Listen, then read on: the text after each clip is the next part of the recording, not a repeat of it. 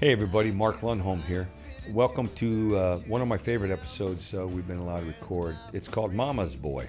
Now, not every mother had a son, but every son had a mother.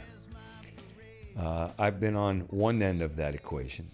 I've been part of the equation to create a son with a mother who I was married to, respect, and adore. We raised that kid right now, that boy. My guest today, Brandon Novak, a friend of mine, very high profile, former skater, made some TV commercials back in the day with Michael Jordan. He had a book or three that has been released. Tremendous following, Jackass film star, Viva La Bam film star. All that being said, Brandon was somebody's son. We'll get into the specifics when I talk to him, which we will do here. There's a way that we honor mama, you, me, dad, them. One way or another, we honor the maternal, the creator. Mom is the vessel through which we were allowed to travel to this place. And it is a relationship that is unparalleled as far as loyalty and commitment and strength and power and ferocity. You ever meet a fierce mother? Yeah. That's pretty redundant. Fierce mother is like saying scary meth head. Fierce mother is like saying sketchy politician. It's just it's a redundancy. You don't really have to say, once you said mom, we get it. We get it. And if you're watching out there and you are one, if you're listening and you've had one, this is going to be a great episode because I know that a lot of what we know about our mother reflects who we've chosen in our life since. Psych 101 here. Sometimes we pick our parents in relationships, romantic or otherwise, you know. If you look at your history, on this planet, time used to be measured in a woman's womb. We had a lunar calendar.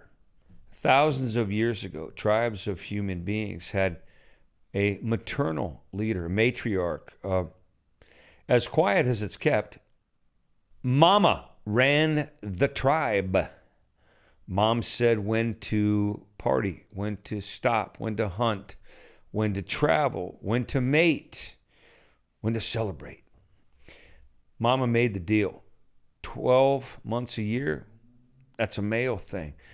There were 13 months in the calendar back in the day, and that's because it coincided with the cycle of her womb. And what we got to do was follow her direction. Just a question for you. If you'd have listened to your mama earlier in your life, instead of reflected later about what a genius or companion or guide or interpreter she really was, as an adult, we get to do hindsight as, in my case, 80-20. I see way better when I look backwards and go, that's what she meant. That's what she said. Oh, that's what she was trying to instill in her son. What if you'd have listened earlier to direction from somebody who made you? Things might have turned out differently. I know things go the way they go. But honoring mama is one layer of what this particular show's about. If I had the chance to do it again, which I don't, I probably would have given her more airtime. I would have paid more attention to her than the baseball field or the academics or the girls I had crushes on. Mom's investment in me was whole. The follow-through, maybe not so much. Personally, I come from a dysfunctional family, which means that things weren't working real well. Everything you learned at the house to survive the family didn't work as soon as you left the house. These days, the home I live in is not the one I was raised in. That's nothing bad or negative about my parents or the kids that I grew up with, my brothers and my sister. But if mama is the leader, which she was for thousands of years, don't you think there's a rhythm to that, a natural kind of arc of the story that says, this is the way nature intended. So I've had 2 wives. I have 3 kids from 3 different mothers. I know. Dysfunctional? Yeah. I used to do a little bit of touring as a comedian.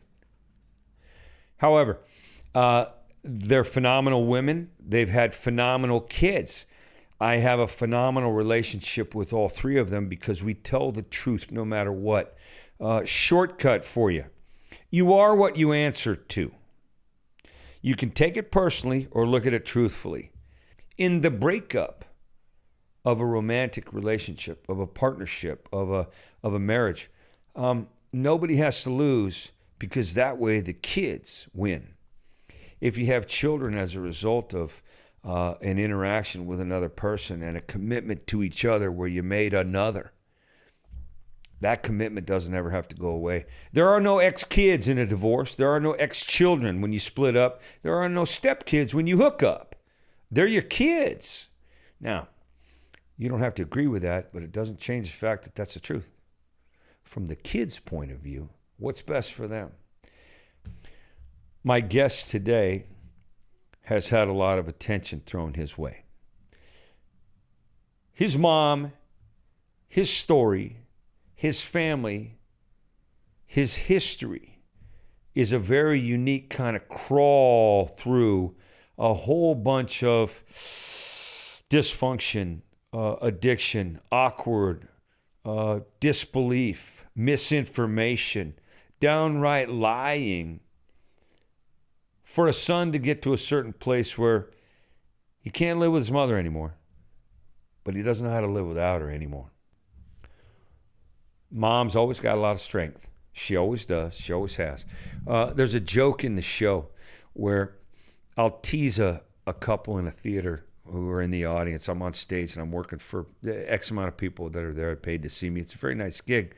And I'll look at a young couple, and they are maybe newlyweds or close to it, but they're in love. They're actually leaning into each other. You know, that's body language for we're still close and we'd like to be intimate right now. Is this show going to be long? Because we got something to do when we get home. If you've been married a long time, do you remember that? Do you remember way back when it was really important to sleep together and be passionate, and there was nothing that got in the way of that, you know? Well, this young couple, I'm teasing, and I'll say to the guy, hey, how you doing, man? You love her? You love her? You love her? He'll go, yeah. I'll go, do you notice everything about her? Yeah. What kind of earrings she got on? He goes, he has no idea. He just remembered that she's warm and she sleeps with him and she's standing next to him right now and she looks pretty good to go out in public, right? It's that physical attraction. And then I'll ask him this. Do you know the secret to life, young man? I'll hand you the keys to the car right now. The secret to life is, when it comes to he and she, do you know how tonight is going to end? Because she does. That's all you got to know, bro. And it's going to be like that for the rest of their relationship. What he thinks isn't important as what she knows. Now, who's the boss at home? I don't know. In my house, it's me. I live by myself. My son, when he lives with me, Grayson, he's 13, one of my kids, he gets to run his part of the ship, but I'm the captain. When he goes to his mom's, she's the captain, she's the cook, she's the crew. He's lucky to be a passenger at that house. How many people out there listening to this right now had a family where mom was the boss? Well, that's pretty much how it goes, and that's how the world intended, I'm pretty sure. My particular faith, my prayers are aimed at a she. I point my prayers to a her. Now, that doesn't have to be everybody's gig, and you and I don't have to fracture each other's place of grace. There's a ton of respect here for who you want to pray to, ask for guidance. Atheist, happy accident in your favor. The roll of the dice is always you're the winner. I'm a really wide breadth of, hey, whatever works for you, works for you. But as I meet people like our guests today, as I meet people who have a firm foundation in some kind of truth and trust, and there's always a kind of a shackling to the belief that mom is my guide, my strength, my rock. Certainly true of our guest today.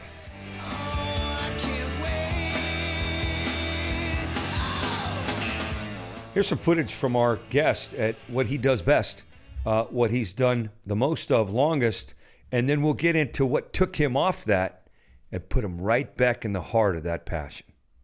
Take a look at this.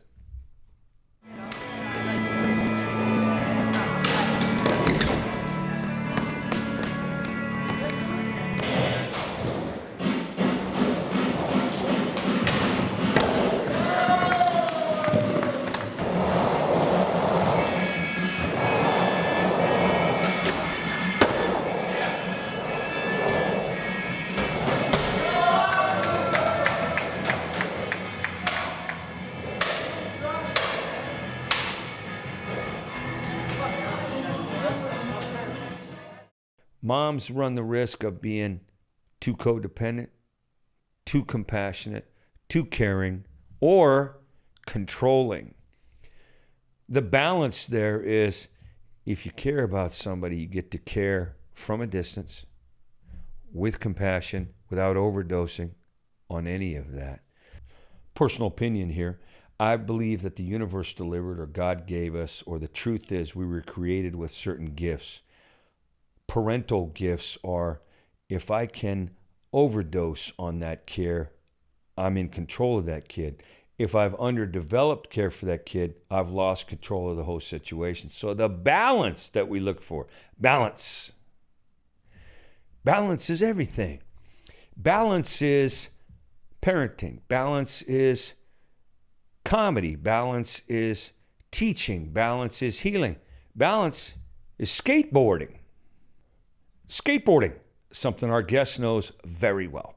He made his bones. His fame is based on, a lot of his followers know that he is a superior skateboarder. It's amazing what the human body can do, especially if it has a passion to do that thing. Our guest today is an expert on staying on his feet and letting go of whatever's under it and landing back on a place that's better. That's how I would describe Brandon Novak. Please welcome my friend. How are you, buddy? I'm good, man. I'm good. I'm even better that I actually get to look at you eye to eye. It's been quite some time since we've gazed into each other's eyes in such a romantic way. Yeah, well, thanks for the romance. Well, God bless you. I tell you what, if ever there was a chance.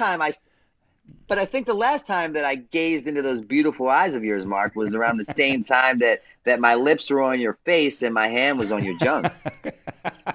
At the same time.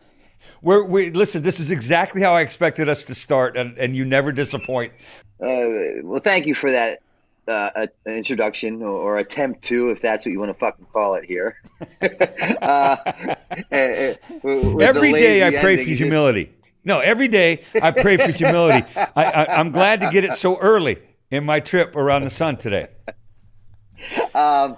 It's funny. Throughout my 43 years of existence on this planet, I've come to own lots of different titles, and it's funny, those titles and those hats that I wear have changed dramatically throughout my years. And today, the ones that I'm really proud of, right, the ones that mean the most to me is that I'm a son to my mother, I'm a brother to my brother, a brother to my sister, an uncle to my nieces and nephews, and a father to two beautiful cats, and also, right, the external titles that people view me as are I'm a published author, a former professional skateboarder. I've been in movies that break box office records. I'm a recovery advocate. I'm an interventionist. But most importantly, the only fucking title that means anything is that I'm a person who's sober. And as long as I continue to keep my sobriety first, all that other shit just happens.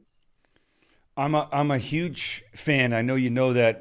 Before we met, which we got to work together more than a few times with the recovery advocacy, the speaking at jails and prisons and high schools, and a very intense work schedule we've put together a couple times. Your feet on the ground probably a lot of times move faster than the board you used to use for a living. I know you're on the run, specifically. The name of the episode for this particular show today is in homage to you. You'll see it when it comes up, is Mama's Boy. That's the name of this episode. Yeah, because I know a little bit about you. Everybody on this planet has a mother.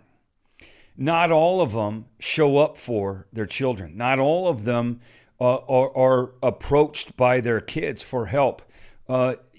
Both are true for you, and I know this about you, but let's start with the mama's boy relationship. And that's not that negative kind of bitch slap on a playground where somebody calls you a name, but literally you are a son to your mother. I've seen that. Tell me about the early years, what that relationship was like. My mother, she's been very consistent in my life at exhibiting a handful of behaviors, right? Meaning very consistent, very on time, very expected, never wondered if it was going to appear.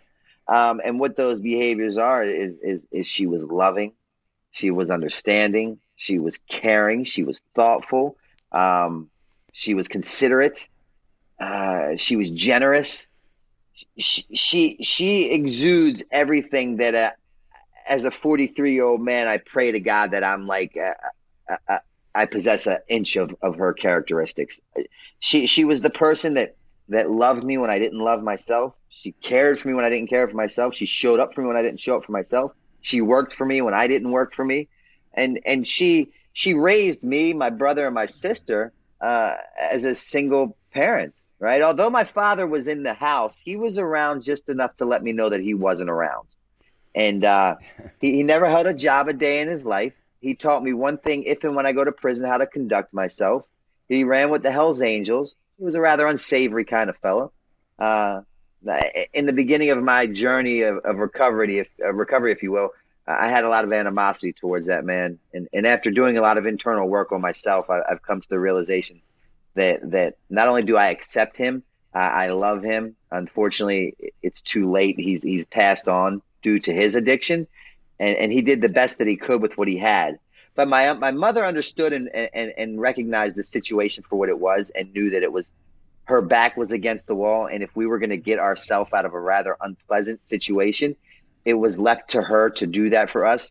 So she got a job at the age of Mercy Hospital. She got a job at Mercy Hospital at the age of 15, drawing blood for $5 a pop, a phlebotomist, if you will, and literally worked her way up the ladder to becoming a nuclear physicist on the board of Mercy Hospital, who as of 2 years ago recently retired after 53 years of gainful employment, the second longest employer in Mercy Hospital history.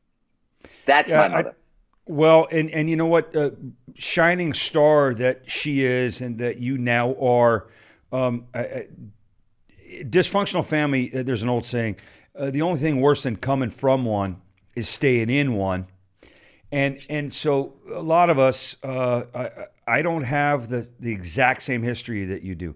But as a recovering person, I have a history of dysfunction in the family and the stuff we learn that isn't in school. I was the guy that once I bit the forbidden fruit, if you will, I was hooked, line, and sinker. It had me, and I was.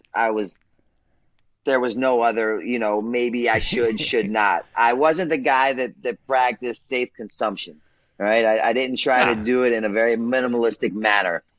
I was like, fuck this. This is it, and this is what I'm going to do until I can no longer do it, however that looks. You don't strike me as the guy who kind of committed to Jackass stunts. You know what I mean? Yeah. We rolled down the sidewalk on a skateboard, and I didn't jump over anything because it's too risky. That's obviously not your nature. But the humor part of that for me is, and I know you got a great sense of humor. It's dark down a huge well. Yeah. I've sat with you for hours and hours, and that kind of keeps us on the level of sanity that we can at least approach normal people. There's a manageable level of cuckoo that you and I both get to, where nobody's going to pay for the way I think. Yes. And that's about as safe as you and I get. But the using, there's in Narcotics Anonymous meetings, this is what I heard. Sure. In Narcotics Anonymous meetings, there's a phrase: "We didn't become addicted in one day, so remember, easy does it." It sounds like that wasn't true for you. No. Well, Steve-O, a dear friend of mine, a brother in recovery, sobriety, multiple years of soberness, said to me the other day, he said, skateboarding weeds out the quitters, right? And so from a very young age, I was doing a sport that instilled, values, relationships, security, stability, all these things that I was yearning for at a young age, because my father, I don't want to say he wasn't a nice man. He was a sick man caught up with his own issues at the time, that I was looking for. So when my mother worked, I was out skateboarding, and I was raised by the older guys.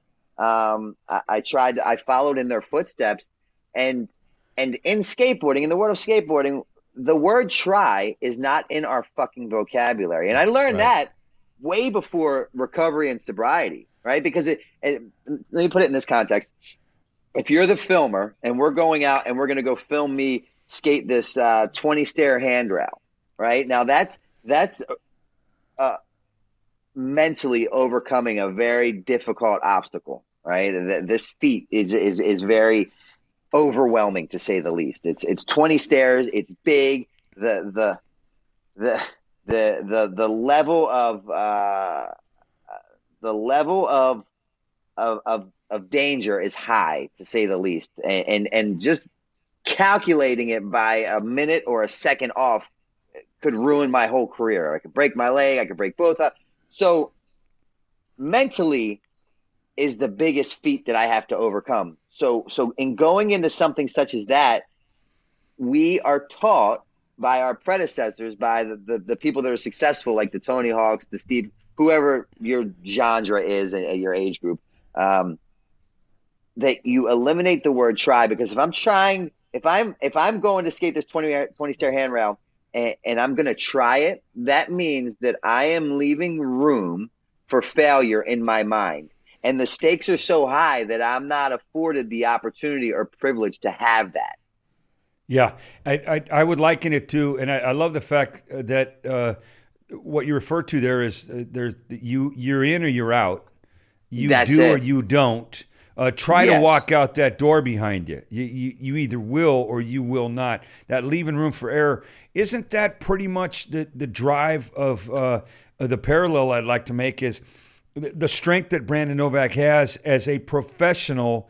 Went from I'm out during the day skateboarding, letting older kids raise me because that's my my manhood or fatherhood example. I don't quit no matter what. Can't you say the same thing about heroin? Absolutely.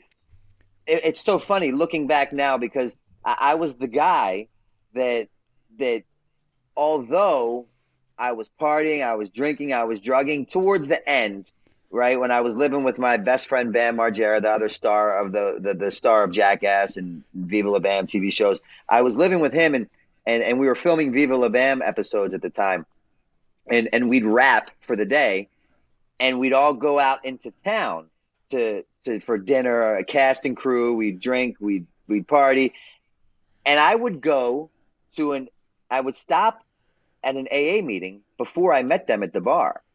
And he's like, what the fuck?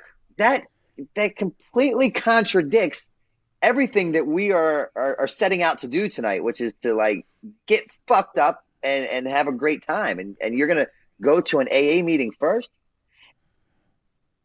And I always knew in my heart of hearts that there was no accepting that I was just going to be a heroin addict the rest of my life. Right. Like I had been subjected to recovery enough. I had made enough sincere attempts at finding sobriety, hence 13 treatment centers, lost count of outpatients and detoxes, 24 years of active addiction, that I saw recovery in the Mark Lundholms of the world, right? Like I saw these people that possessed and obtained not only recovery, but a life that I wanted. And again, as you just alluded to, what I hear about those Alcoholics Anonymous meetings is that the third tradition is the only requirement for membership is the desire to stop drinking. I had possessed and that's all I could do right, is I had that desire because I knew that there was a life much better than mine out there, provided I get the fuck out of my way. I couldn't figure out how to do that at the time, but what I continued to do was go to those meetings, despite drinking, drugging, getting high in the bathroom at those meetings, because I knew my life was going to turn out one of two ways. Either I was going to get sober or I was going to die trying. There wasn't no like, I'm just going to shoot dope until I fucking die with my boots strapped on type shit. No. Yeah, it's a bipolar existence at best. We're the extreme. We're the professional skateboarder, or we're the guy who gets buried with one on his headstone, and that's what people remember. It was the boarder, not the human. It was the skating, not the man. I can't tell you how much you've inspired other people that I've come across. I work with literally hundreds of thousands of people every year who are in that same family, you and I. We want to be sober, and then we want to show up. But the sober is primary. Somebody asked me recently, so Brandon Novak. I was in a treatment center, and an undisclosed location in Northern California, and one of the clients said, "Hey, a couple nights ago, we saw this video of this guy Brandon Novak." And I said, "Oh, Brandon, he's a friend." They go, "You know him?" It was that starstruck kind of in awe thing. And I said, "Yeah, certainly I do. And I love that guy." And I showed him the picture that we have of you that we're going to set in a box on the show. You referred to it earlier. And they were as impressed as they were. I wanted to impress upon them exactly what kind of person you are. And the one you were, because you can't just discount where we've been and who we are. We don't unlove that person. In Hollywood they call it hugging a cactus. You gotta remember where the spiny is and the harm is. Stay close enough to remind yourself every once in a while by hugging the next one, the new guy who's all crispy and burnt and under the influence of his own influence, saying, "Well, I tried." 23 treatment centers or 14 treatment centers, countless IOPs. And the guy asked me, "So what's he like?" I said, real short, Brandon Novak is the addict that other addicts in the room would go, "No fucking way." And that was you. Like, that guy is way past what everyone else is doing to get high, to get loaded, to get lost. You had that extreme mentality of the homeless, the shirtless, the bag of stuff. There's a couple great stories I want you to tell today that I know, sure, and that some people know, and they're from the book. But in all that time that you just referred to, of the using and the 20 plus years of being loaded, Mom was there, yeah? Yeah, every step of the way. Every step of the way. And how much work did she do for you? In hopes to get me the help that I needed? Yes, yeah. This is the very same woman that sold 3 homes to financially pay for me to go to 2 different treatment centers, right? Wow. She had bought a plot because she thought that if she passed away, who was going to take care of her son? Because that's the way that I lived. That at the end of, not even at the end, in the middle of my addiction, she used to go to bed and pray to God not to get that phone call in the middle of the night. To at the end, she would go to bed and she would pray to God to please get that phone call, just so she could have a peace of mind. This is the same woman that took life insurance policies out on me. That literally at my last day of using looked like this. I had yet again I had ended up back at her house, despite being a successful individual in life, who had done some things that people would equate to success or happiness, and possibly even dream of, first skateboarder endorsed by Gatorade, touring the world with Tony Hawk, designing my pro model for Pal Peralta, private tutor that flew with. Later on, ended up on those TV shows, Viva La Bam, and those movies, Jackass, that broke box office records several times over. And millionaire, how many times? Well, the thing is with that is it wasn't at like in an account sitting. I really kind of, in hindsight, looking back, my body is made of platinum 10 times over. Exactly. So it was really unrealistic to give you an exact number of what I was able to. And the only reason I poke you there is because I know from personal experience that anything we put in front of our own recovery, we're going to lose. It actually becomes a barrier between us and authentic and helpful. I mean, you're a gifted dude. You speak well. You draw people to you. I remember the high schools we did where there wasn't a single sound in the room except for the voice of Brandon Novak, because the command of their attention that you had is A, because you have celebrity, B, because you have strength, C, because you know what you're talking about, and D, you know how to pull them in. That's something you had to learn as a kid. That's something you had to learn from whoever you were around. If we put money or fame or attention or the cat in front of that, you know what I mean? We're going to lose those. We're going to lose those skills because we put something else as a priority. So I think that some people listen and think, well, shoot, he had it all going on, or with all that, why do you continue to get loaded? And this is that normie faction of the population that they really can't understand. They'll ask you questions like, heroin, it's bad, right? Why didn't you just quit? Well, if you've been listening, Brandon Novak has no quit in him, so it's a tool and a weapon. Yeah. What was it? Yeah. What was it that mom said to you finally that broke your heart enough? Because I know that it happens to people like us. Somebody, it could be us. I'm guessing it was your mom for sure. Somebody says something that breaks your heart to where no heroin will put back together whatever flavor of choice, whatever drug of no choice people are talking about out there. I know for you it was heroin. But what did she say that actually broke through? People often ask that very same question to me. They say, what was it this time? What was the specific incident that created enough pain for you to do what was necessary to change, right?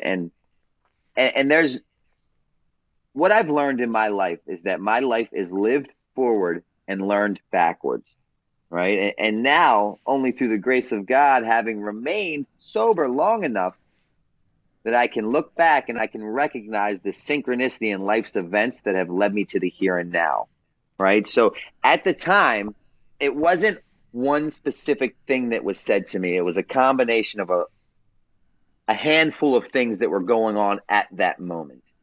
And what that looked like was this.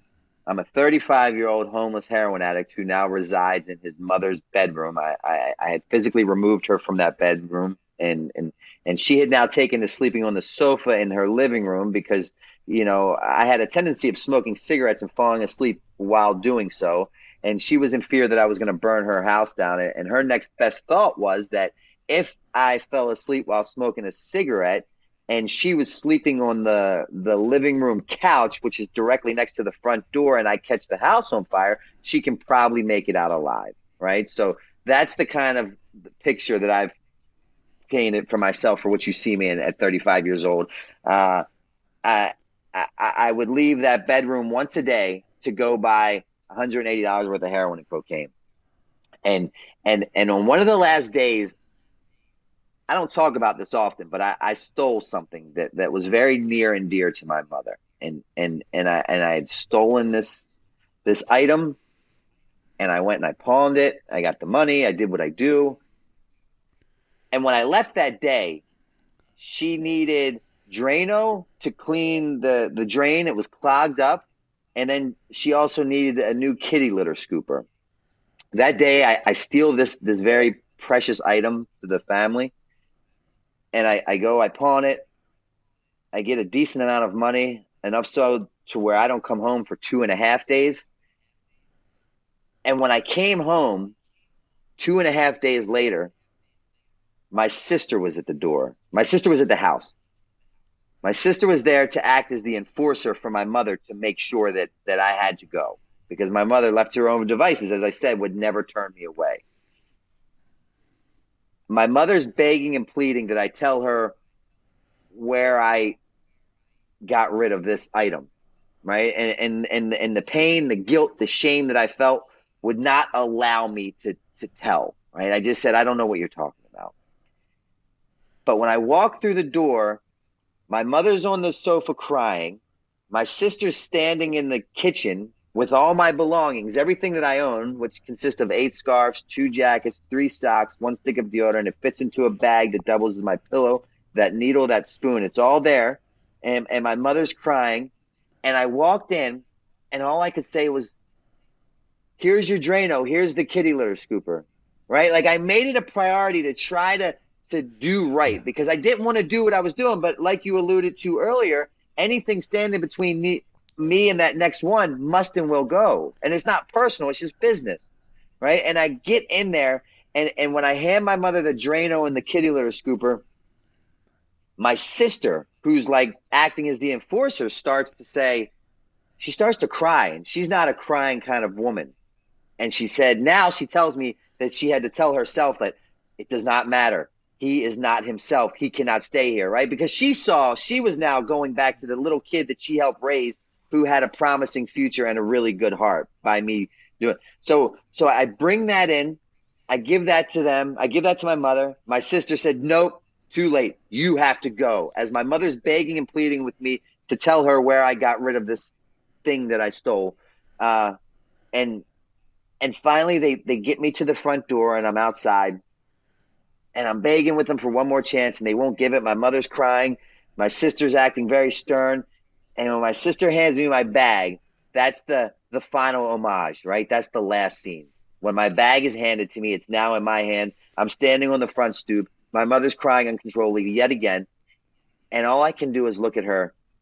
And at this point, I'm tired of my own fucking voice, right? My words hold no more weight. And I see me for who I really am. That moment of clarity has now appeared, despite the fact that I'm high as Fat Charles' ass, right? The drugs have stopped working, right? That moment of clarity now happens when I'm high and when I'm sober. I hate my life, and no amount of heroin will allow me to escape my reality that I have created for myself yet again. And I look at my mother, and she's crying uncontrollably, and I don't try to talk myself out of it. I don't try to walk this situation back. I don't try to get back in the door. All I want is one question answered, and I mean it from the bottom of my heart. I looked at her and I said, Mom, do you hate me? And she said, no, sweetheart, I don't hate you, but I can no longer love you to death. You have to go. And so the combination of those events that transpired in that home, May 24th, 2015, where, I've had much lower bottoms, and this is a reoccurring theme sometimes in those 12-step meetings. But that day, my bottom came up to meet me. Yeah, and I'm a huge believer that when we're done, I mean, there's a part of us, recovering person that you and I both know in ourselves. There's a part of us, we know we're done. We know that bottom hit us, and we can either go get dead because of that, because we can't get past the shame or the guilt. Or we start to step up and we learn from, like you said, we learn from looking backwards, and we live forward. Your mom did what she did. That's what codependents do. And I'm not going out on a limb here saying she's codependent. Probably there are people in codependent Al-Anon circles out there who know what we're talking about. They're going, oh my God, that poor sick woman. They missed your story. they're hearing hearse, right? and God help her, right? He's just an addict. That's what addicts do. But you alluded to that earlier. You don't hate your dad. You're not. There was anger early on for the abandonment and the distance and the lack of healthy example and survival skills that would actually work. Not without going to prison. I heard you say all that. But Brandon does what Brandon does. The Novak family does what the Novak family does. Mom protects and enables, and sister steps forward, and she's security. And dad is, he's gone. And Brandon uses until he doesn't. So when you got that moment of clarity, and I'm sure you've probably had a few since, there were levels of clarity. Sure, yeah. But at the manageable level of cuckoo, you still have to do what you do for a living, be as public as you are. What happened next? The very next thing to happen to Brandon when he said, my heart is shattered. I hate who I am, hate my life, quote unquote. And they're not going to love me more than I do. And I'll survive that. What for the person out there listening that has no idea what to do next, what did you do next? I wish I could sit here and tell you, I came to my senses. I had a moment of clarity directly as a result of having a conversation from the God of my understanding. And I picked up the phone, I called my sponsor, and I went to rehab. No. I knew that my way. A Jackass guy would never do that, by the way. That makes too much fucking sense. They say a hard head makes for a soft. That's a one stair jump on the rail. Stop it. That's a waste of my time. Yeah. They say a hard head makes for a soft ass, and my ass is like made of rubber. But no, despite knowing that my way does not work, right? My walls are caving in as we speak. They're closing in on me. I'm losing sight of any hopes of returning back to some form of normality. Right now, I'm at the point where I'm so disconnected from reality, the abnormal has become the normal. I live on that animalistic level, that cliche that we've heard, I live to use and I use to live. But unfortunately, the thing that has always showed up for me my whole life has stopped working. It no matter how much. Yeah. Every day I would go buy $180 worth of heroin and cocaine. I would load that thing into my tool, and I could not put another drop of water on it without the plunger coming out. And no matter how much I put into my veins, I could not escape my reality, which meant that I was forced to see it for what it really was. But the disease from which I possess that brought me through these doors of recovery, God willing, my last time, number 13, that disease from which I possess that brought me through begging for one more chance. When that thing says jump, I say, yes, sir. How high? And the disease from which I possess that when an opportunity is presented that is not a sensible, healthy decision for me to make for my life, I don't have the privilege to say, yeah, thanks, but no thanks. I'm going to sit this out.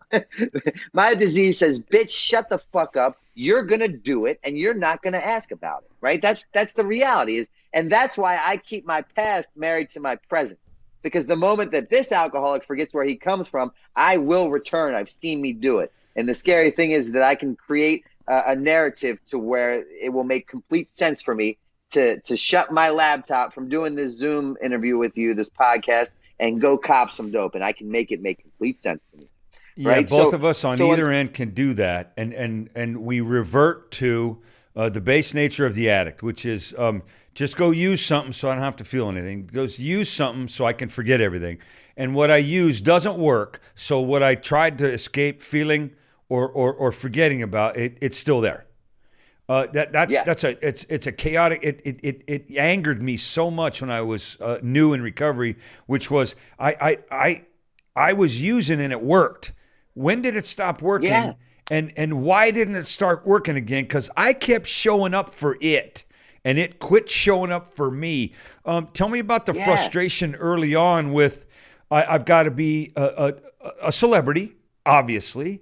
Important. I got people around me who don't seem to suffer from the same affliction I have. Why me? Was there ever a time where early on you're so angry that you either stuck your finger in your ear or so upset you put your thumb in your mouth, behavior-wise? Unfortunately, or fortunately, depending upon your perception, my lifestyle never consisted of me erring on the side of caution.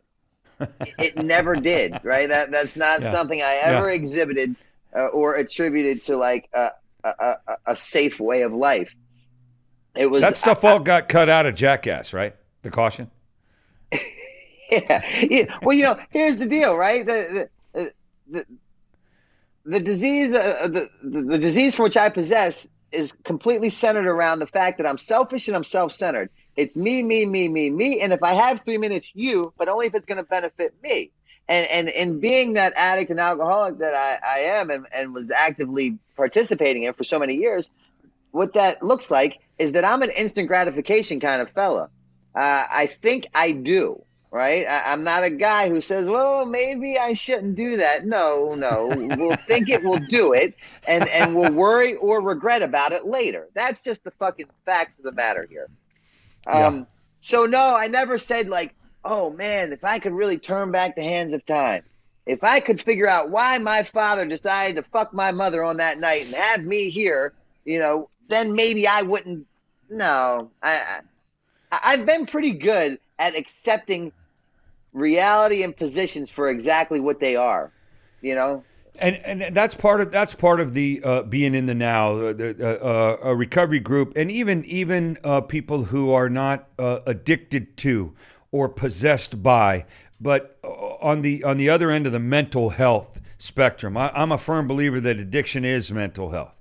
I make a living talking about first thought wrong, right? How many times in recovery, this current trip, you got a sober date? I think you said 2015, right? Mm-hmm. How many times since that have you been in relapse mode, so to speak? The behavior, leaning toward, acting as if, forgetting about grateful, and we know grateful never relapses. How many times have you been, conservatively? What would you say in relapse mode? That's a great question, and I'm really glad that you asked that. I believe what I've learned, and what I've been taught is that there's 3 parts to a relapse, right? The thought, the plan, and the action, right? And the beautiful thing about my sobriety is that upon experiencing the 12 steps of Alcoholics Anonymous, I now have this heightened sense of awareness, meaning that like I'm aware when my behaviors, my characteristics, and my beliefs do not align with my sobriety, right? Now, so what that does is that gives me the ability to choose how long I want to stay stuck on fucking stupid, right? There's nobody to blame but me. And the fact is, ignorance is bliss, but when you know you're to be held accountable, right? It's like they say, try shooting a bag of dope when it's cut with NA, or drinking a glass of wine when it's cut with AA. It doesn't quite sit so right.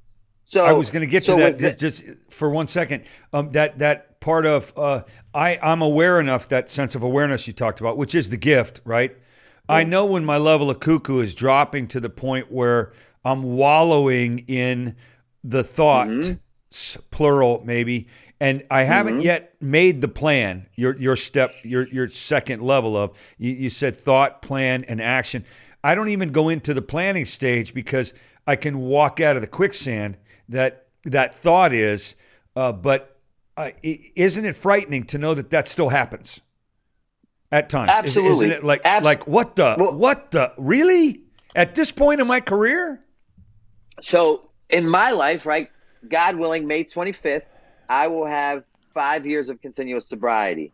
The pain had become great enough that when I walked into that 13th treatment center this time, I experienced a sense of willingness unlike anything I knew existed on this earth, right? And that was because I had a spiritual experience that was handed to me directly from the God of my understanding. And he did for me what I could not do for myself, which was lift me of the obsession and rid me of the desire. And a lot of things had taken place for that result to happen. And with that being said, I dumbed my way into recovery this time, right? All my options and plans had ran out. Yeah. You Yeah. name it, I tried it to do successful, to rearrange the furniture on the Titanic, if you will. Yeah. And I'm a pretty intelligent guy who prides himself on thinking outside of the box. And I literally, the only reason why I got it this time is because I exhausted all other opportunities, options, and resources, and there was nothing left to try. I was always saying I was the kind of alcoholic that wanted to kill himself on a daily basis, but I just didn't want to hurt myself in the process. I was hard with suicide because I kept fucking waking up, and I didn't want to go to AA, but the fact of the matter was no one else was welcoming. No one else wanted to see me coming. AA's not coming to you. That meetings don't come to you. You know, and the other part is what I want to describe is I'll say this to new people. You know, two things that are aligned with what you just said, because I want to echo what you're saying, and the people listening, I want them to know that Brandon Novak isn't an isolated character in his beliefs, his spirituality or direction. His GPS toward I'm going to stay sober is less smart, more heart. You know, we make that 2-foot drop out of our head into our chest that says, I'm going to start to feel sadness till I go through sadness, and I'm not going to put it off. A speedball is a great medication item, but everything we wanted to get away from is still there when we come back in a bag and a bottle and needles empty. All that stuff's gone, and we're still here dealing with us. And the second thing is somebody will say to me, you know, why do I keep relapsing? And I'm a big believer in keep it super simple. You know, KISS. Keep it super simple. Keep it simple, stupid sounded like name calling to me. So to be gentle with a guy who's fried in detox, who says, why do I keep relapsing? And I'll say, because you want to. That's it. There's no story there. There's no big drama layer chapter 9 of Brandon relapsed because he wanted to. Mark relapsed because he wanted to. How do you stay sober? Well, I want to more than I don't want to. What's your evidence to prove to you anyway that you can do this? That Brandon Novak can do this? I mean, it's not a pipe dream. No, I mean, it's funny what you said, because people would always say to me upon me coming back in and getting another white chip, right, saying 24 hours or less, I went out and I fucked up again. Like, why didn't you call me? Why didn't you call me? Because I didn't want to not fucking use. That's why I didn't call you. It's no grand. Yeah, I don't want you getting in the way of my plan. Fuck you, I'm not calling you. I want to get high, right? Fuck. If I wanted healthy, exact opposite. I'd have asked for it. Yeah, right? Let me ask you a question. In the book, in your book, right? It's Dream Seller, yeah? Mm-hmm. In your book, is this a good way for people to find out in a shorter arc the beginning, the middle, and the present of Brandon Novak, the celebrity, the skateboard professional, the guy, the icon, and then the humble, the beginning, the widening of the road addict, the advocator, the interventionist, you represent at least one facility that I'm very aware of. At the end of the segment here, we'll do a plug for you. Is that a good thing for them to go to and read? Yeah, I mean that kind of encompasses everything under the one big umbrella, and it's relevant enough, but not so much so that the next book, which goes to print this Monday and will be out in 3 weeks, still makes sense. You know what I mean? So, yeah, it does. Sure. Life don't stop, and you said there's evolution. No. Listen, there's an evolution to Brandon Novak. There's an evolution to Josephine and Joseph Average out there who are already celebrities and don't know it yet. There's a hero in their chair, but as of now, they're unaware. That kind of wording. I want to flash all this stuff to people who are really trying to figure stuff out as to logic. Logic makes sense. There's got to be a reason. We don't do that. There's no logical. Why did the hurricane hit Houston? Why? Well, because that's what hurricanes do. So for the families out there who are maybe not even in any hope of their particular addict, alcoholic, poisonous pursuit person in their life. You had a family that surrounded you, at least sister, mother, right? What would you say to the families out there that have no access to the addict right now? They don't know where they are. They're afraid they'll get that call, but hope they get that call. Number one, the power of prayer is so powerful. Spiritual or not, religious or not.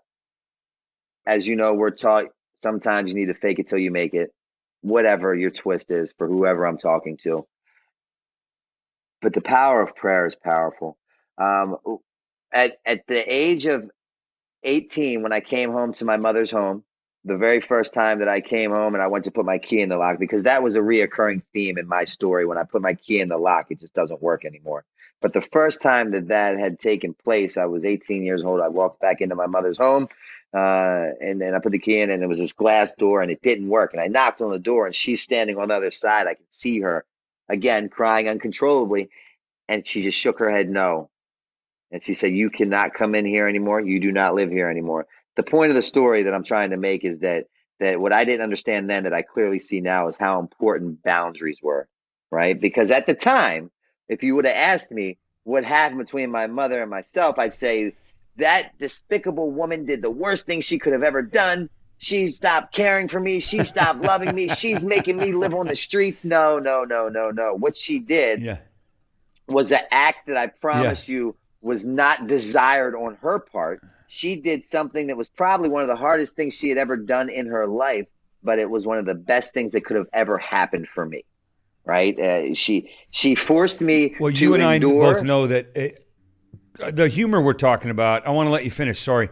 The humor we're talking about and the being lighthearted about, to somebody who's maybe uninformed about the horror that addiction is, the mental health issues that go with addiction. It's all like a peanut butter jelly sandwich. Once you put it together, it's hard to figure out where you started. You and I both know we're not making fun of the addict, the kids caught in the crossfire, the collateral damage in the family. We're making fun of that insanity level, that cuckoo that says, "I've burnt my mom so many times. She finally changed the locks on the door, and God damn her," right? That's coming from a guy who's insane on his best day. Right? Absolutely. She did nothing wrong. Example. No. Prime example. I at the very end of my run, I ended up at BWI Airport, right? I'm standing at the counter to acquire my ticket to board a red-eye flight from Baltimore to Fort Lauderdale, right? A chain of events had taken place that put me in a position to where I was robbed. Right, I tried to cop some dope before I got on this flight to go to Fort Lauderdale, and when I went to cop, the boys saw fit to rob me as opposed to serve me. And when they robbed me, they ripped my front and my back pockets completely out, right? And I didn't have underwear on at the time, so my front and my back are completely exposed. Right, I have this button-up shirt on. I ripped this shirt off. The only button that's still buttoned is this very top button, and I got these at one point in time nice pair of Brooks Brothers shoes, but I had lost a shoestring along the way. So now the boys see fit to rob me as opposed to serve me. Now I'm running around the streets of East Baltimore looking like a gay East LA cholo gangbanger, right? So the story's funny in itself, but the reason why I'm telling you this story is because I then get to the airport. Two things I've learned in my career is I will never win an argument with a judge or a TSA airport security agent, right? And I get up to the ticket counter. I don't have the ability to change into different clothes because all I own are 8 scarves, 2 jackets, 3 socks, a stick of deodorant, fits into a bag, that was my pillow, a needle, a spoon, and a restraining order. That's all that I possess. Because the disease of my addiction, told me that I don't have time for those other necessities or amenities in life, if you will. And when I get up to the ticket counter, the woman takes one look at me and she says, "Mr. Novak, are you under the influence of anything?" I said, "Nope, absolutely not." She says, I believe that you are. You will not fly for 72 hours. Meaning that, not the next flight out or tomorrow morning. 3 days, for Christ's sakes, this woman has banned me from entering a flight. How I perceived that situation, right? The narrative that this delusional alcoholic had created in his mind of what was going on right there was this. That woman knows who I am. Her son or daughter is an addict or an alcoholic, and she's blaming her kid's addiction on me. How dare her piss on my parade, not allow me to board this flight? That's how In I saw it. clinical, that's called projection, right? She's projecting That's how all I. her stuff on. How can she even keep a job having that poor boundary for blaming a client and a customer? Customer's always right, unless you're Brandon Novak with no pants, right? But you and I have a way to twist the world, right? So because I heard you say that it's them, it's her, it's that, when did you get to a point where you started to own your own? I think, honestly, looking back right now, directly after that incident, is when I accepted the fact that I was fucked, because that flight was my last lifeline, right? My Yeah. mother had served me the restraining order. All my Jackass guys and Bam, my best friend from Westchester, even my assistant, everyone completely cut ties with me. And the only one that would answer my call was my assistant. And he wouldn't even really do it. Like, he wasn't coming to pick me up. I had no other opportunities, options, and resources, right? I told you I didn't want to end up in AA or another treatment center, but the fact of the matter was I had nowhere else to go, no one else to turn Yeah. to. No one's taking my calls, so I get out of that line at BWI Airport, and I called my fucking sponsor, one of these guys that you told me to acquire along the way. I called my sponsor, Lex, and I said, Lex, I'm stranded at the airport, and I want to kill myself. He said, Yep. no, what you're going to do is you're going to get on the next train from BWI Airport to 30th Street Station in Philadelphia. This is Memorial Day 2015. You're going to get on a train. You're going to come out to Philly. We're going to come pick you up, right? And Yeah. in hindsight, looking back now, and what I realized at that point in time was that, like, I'm the alcoholic who's been deemed unhelpable and unfixable. No one else is willing to lend a hand because I abuse their trust and I violate anything that they're doing for me, right? I just destroy it all. No one is having any part of me, yet you people are the only ones that will take my phone call and reach your hand out and willing to help me. And you're going to leave your cookouts, you're going to leave your families, you're going to leave your kids on Memorial Day to come pick me up at the train station. And on my train ride from Baltimore to Philly that day, I had one bag of dope left. And I remembered I put it in me and I said, this is it. This is it. On that Yeah. train ride, I had came to the realization that I'm tapping out. The willingness to want to get better far surpassed the willingness to want to try to get high, right? Like it was done. Perfect description of anyone's bottom at any level. I mean, a bottom is a bottom. Mine doesn't have to compare with yours. You don't have to outshine me when it comes to going lower. All that misconception we have of who's ready and who's not when we get here. I love the fact that your story is cataclysmic. In a way, you did everything you could to die and never talk to us again. Real quick here, because I'm not cutting you down or editing, but I want to do kind of a rapid fire thing with you, if you don't mind. Yeah. I'm going to ask you a question. You give me that what comes to your heart answer instead of that. We all have canned stuff. I mean, I don't know. You've done a million interviews. I've done a couple, right? Yeah. Well, I'm going to ask you a question, and you give me the brief Cliff's Notes version of yours. And this is not for you and I. It's for the short attention span theater that is out there wanting to know, hey, just without all the words, tell me what the heck's going on. All right. So are you ready? Yeah. Need a breath? Okay. So you were helped by people who left their door open for you, didn't change the locks. How many people have you helped since? Countless. Okay. I can't keep count. Is that because you're a great guy? I believe I was taught by great people. Okay. In a gratitude level, where are you 0 to 10 today? 10 being unsurpassed, 0 meaning not grateful for a thing. Right here, right now, today, I'm at a 9.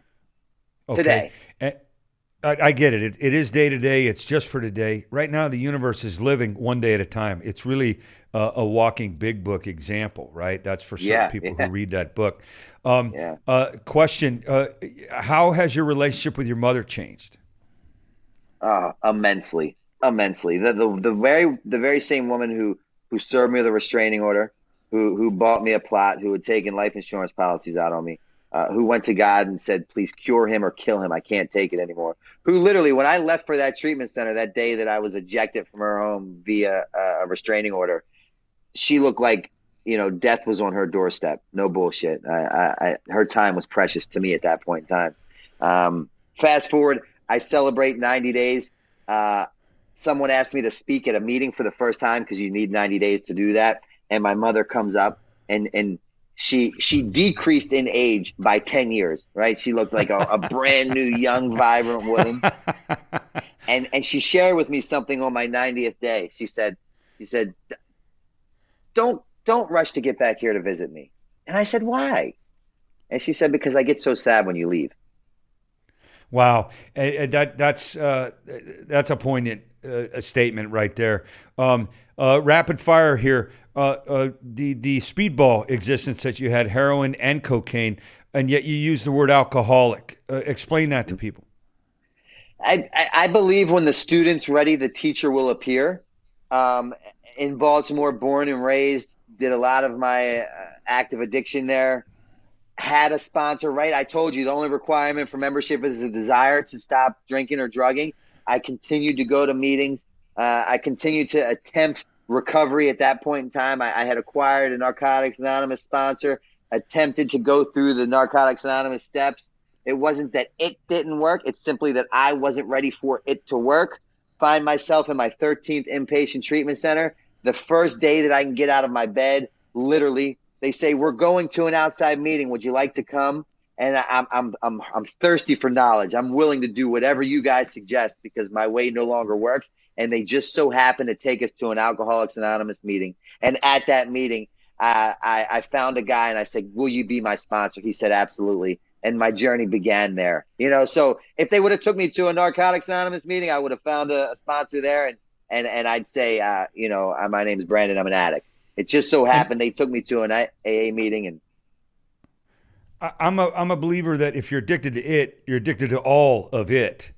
Yes. A lot of lanes on the addiction highway. Yeah. So sex, relationships, codependence, other people's behaviors, food issues, eating disorder stuff at some level, gambling with our life or truth. Don't you find that you alluded to earlier, it is like rearranging the deck chairs on the Titanic. Pretty soon we all got an ocean view. And no matter absolutely. what substance. I'll get people to call me. I don't want to bug you, but I just smoke way too much weed. Or I'm just drinking, right? And I all it simply is different substances, but yield to the same exact results. At the end, if you're like me, go ahead. At the end, if you're like me, you find yourself in a room drinking, smoking, drugging by yourself, completely disconnected from reality, removed from normality, wondering like why I feel so bad about me and why does life look so dark and drab. Yeah, that avoid everything feelings, unplug, distance, isolate. Yeah. A lot of that's going on right now with this COVID-19. This is the time we're doing this show. Is there any trigger in you that says, the more alone time I have, the lower my level of cuckoo drops into kind of the noise in my head, the voices I hear, that addict that is Brandon trying to talk Brandon into coming back to the team? Yeah. That heightened sense of awareness from which I now possess after experiencing the 12 steps, it doesn't allow that to reside in my head so often anymore. Right. But what I have noticed is when it does appear is usually around 10 o'clock at night, for whatever reason, 10 or 11 o'clock at night, when the night's almost over, and it doesn't show its face in the form of a drink or a drug anymore, right? Like that's the least of my concerns. But how it shows its face is I start fancy, right?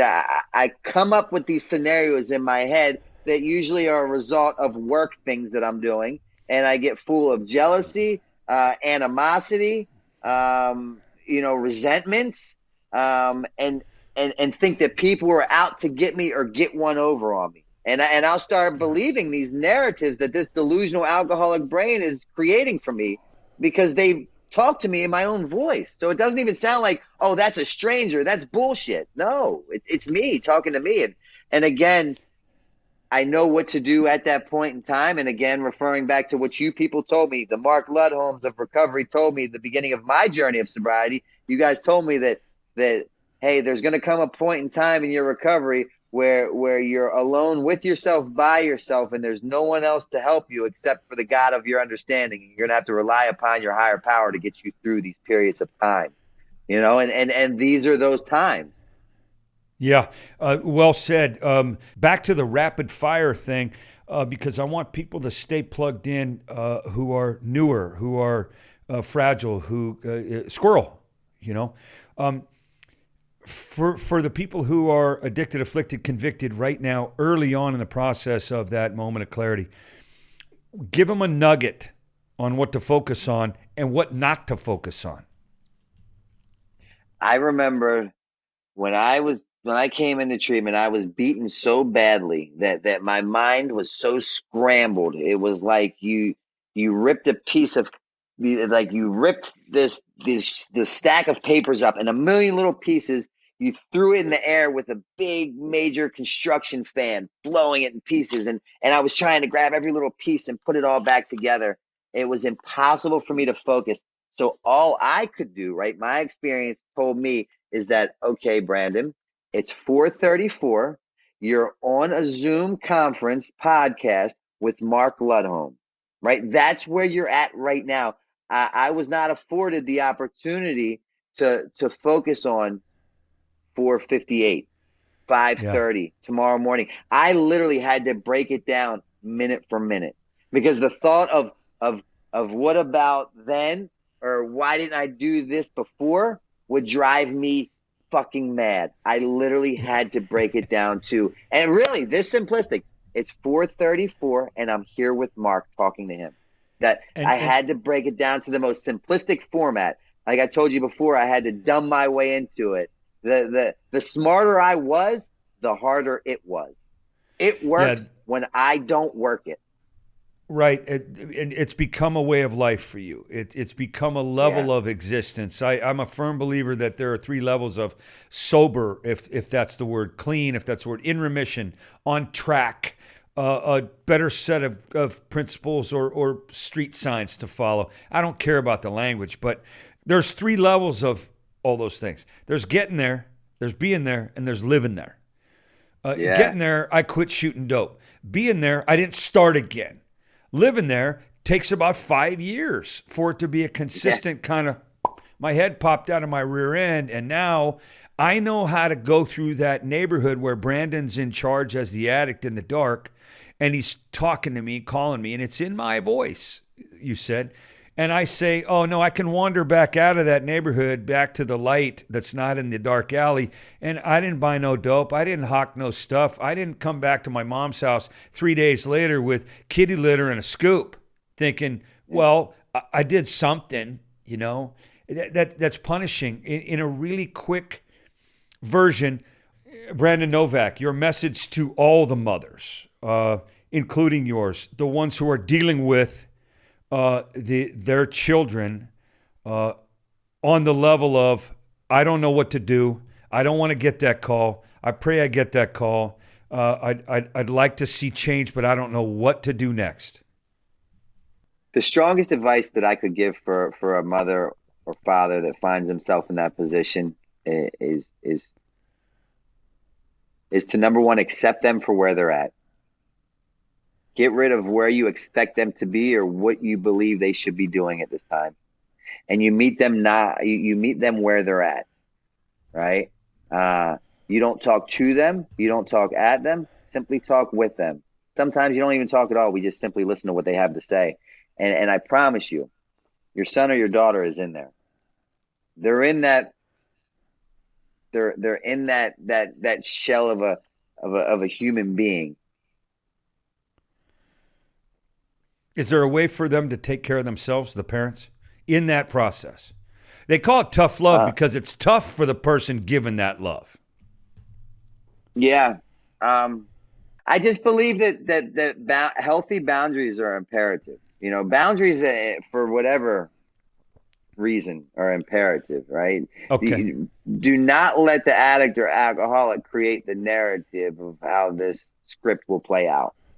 Yeah, because we know the ending of that story. So because we're getting down to the final few minutes, can you tell me in a short version the story of the selling the cases of books? Yeah. So, you know, the day that my book was to be released, I had written an autobiography addiction memoir titled Dream Seller. And I was very proud of this accomplishment. I really believed that it was going to put me back on the map of where I thought that I should be.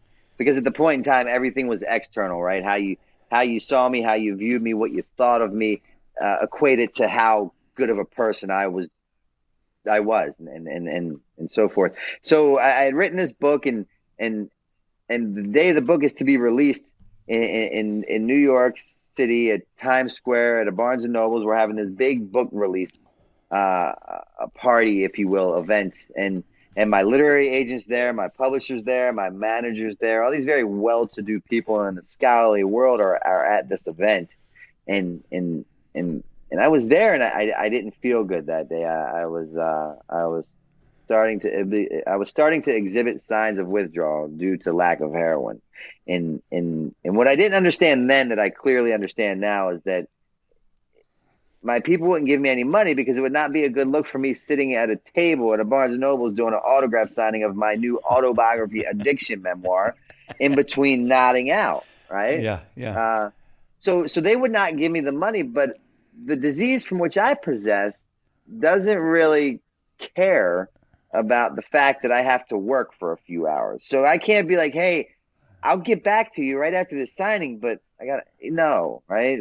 That's not how it works. And a friend of mine was with me from Baltimore as well. And he was ill too. He wasn't feeling good. He had no money.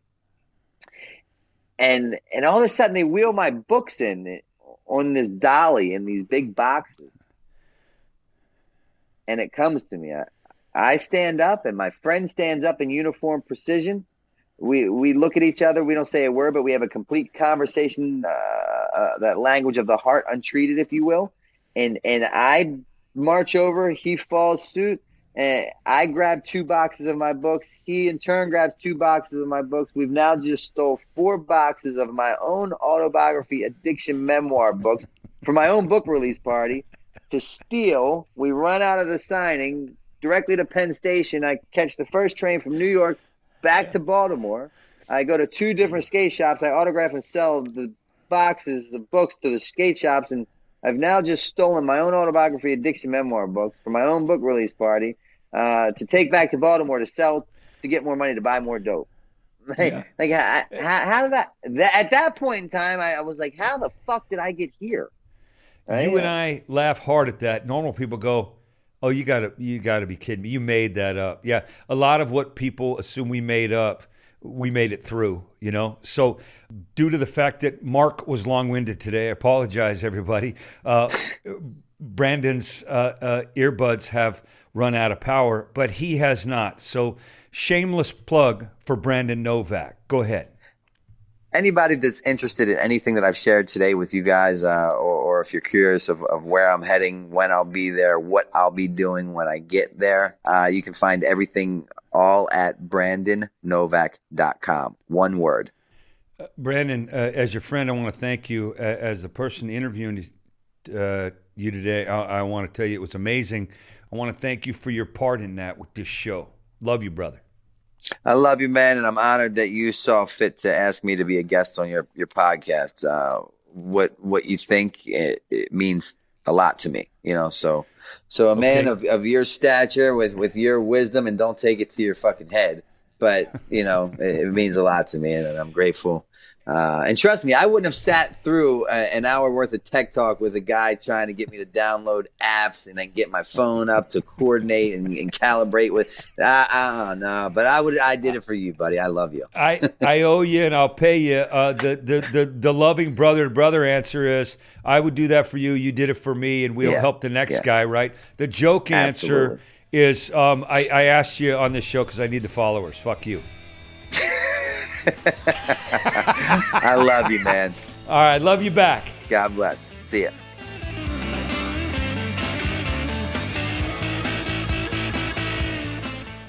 So the thought here from me to you after seeing all this and hearing all this today is I have a shortcut for you.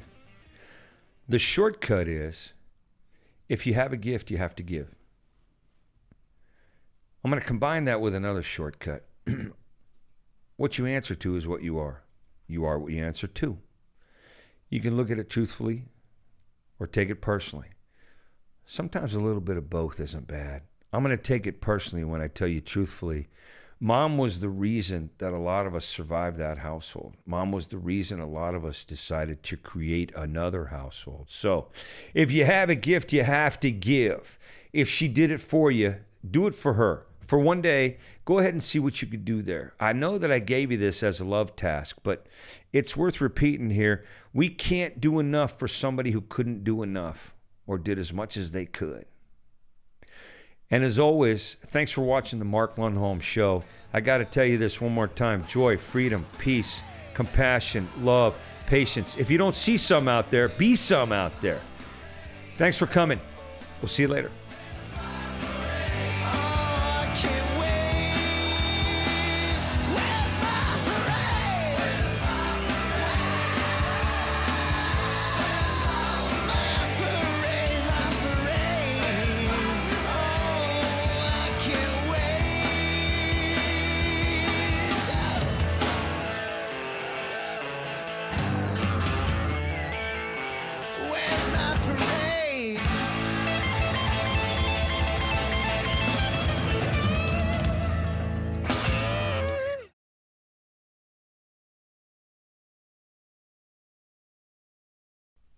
It seemed that Mom's way of speaking sometimes was confusing, and especially for a kid who was an inquisitive thinker, You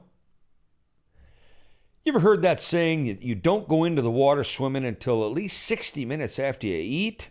You got to give the food time to digest. My mom would feed us sandwiches in the pool. I'd go, Mom, swimming, 60 minutes. She goes, hey, it's tuna.